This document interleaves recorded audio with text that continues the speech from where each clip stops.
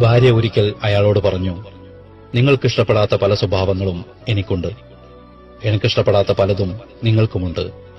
അത് എന്തൊക്കെയാണ് എന്ന് നമുക്ക് പരസ്പരം ഒന്ന് പങ്കുവെക്കണം. അതിനൊരു കാര്യം ചെയ്യാം. നിങ്ങൾക്കിഷ്ടപ്പെടാത്ത എന്റെ അപാകതകൾ നിങ്ങളും നിങ്ങളുടേത് ഞാനും ഒരു പേപ്പറിൽ എഴുതി വെക്കാം. എന്നിട്ട് അത് രണ്ടുപേരും ചേർന്ന് വായിക്കാം. അങ്ങനെ ഇഷ്ടമില്ലാത്ത കാര്യങ്ങൾ പരസ്പരം തിരിച്ചറിഞ്ഞ് തിരുത്തി നമുക്ക് മുന്നോട്ട് പോകാം. ഭർത്താവ് സമ്മതിച്ചു. ഭർത്താവ് ജോലിക്ക് പോയ ഉടനെ തന്നെ ഭാര്യ എഴുതാൻ തുടങ്ങി. ഭർത്താവ് ഓഫീസിൽ നിന്ന് ഒഴിവ് കിട്ടുമ്പോൾ എഴുതുമായിരിക്കുമെന്ന് അവളും കരുതി. വൈകുന്നേരം ജോലി കഴിഞ്ഞെത്തിയ ഭർത്താവിന് നല്ല ഒരു സ്ട്രോങ് ചായയൊക്കെ ഉണ്ടാക്കി കൊടുത്തു അവൾ.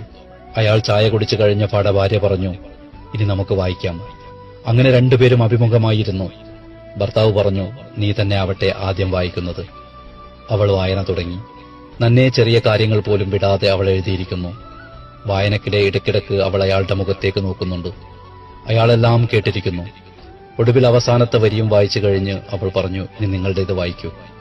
അയാൾ നാലായി മടക്കിയ കടലാസ് പോക്കറ്റിൽ നിന്നും എടുത്ത് അവൾക്ക് കൊടുത്തിട്ട് പറഞ്ഞു, ഇതും കൂടി നീ തന്നെ വായിച്ചോളൂ. വല്ലാത്ത ഒരു ഹൃദയമുടിപ്പോടെയാണ് അവളത് തുറന്നത്. എന്തൊക്കെയാണാവോ എഴുതിവെച്ചിരിക്കുന്നത്. ഒടുവിൽ തുറന്നു നോക്കുമ്പോൾ അവൾ അത്ഭുതപ്പെട്ടു. കടലാസ് ശൂന്യമായിരുന്നു. ഒന്നും എഴുതിയിട്ടില്ല. അവളൊന്നും മനസ്സിലാവാതെ അവന്റെ മുഖത്തേക്ക് നോക്കി. അയാൾ ചിരിച്ചുകൊണ്ട് പറഞ്ഞു, നിന്റെ ഗുണങ്ങളെപ്പോലെ തന്നെ നിന്റെ എല്ലാ അപാകതയും എനിക്കിഷ്ടാണ്. നിന്നെക്കുറിച്ച് എനിക്കൊരു പരാതിയുമില്ല. അത് കേൾക്കെ അവൾ അയാളുടെ മാറിലേക്ക് വീണു. ഹൃദയം കൊണ്ടെഴുതുന്ന കവിതയാണ് ദാമ്പത്യം. പ്രണയാമൃതമാണ് അതിന്റെ ഭാഷ. സ്നേഹമാണ് അതിന്റെ അലങ്കാരം. ത്യാഗമാണ് അതിന്റെ സൗകുമാര്യം. വിട്ടുവീഴ്ചയാണ് അതിന്റെ അർത്ഥം.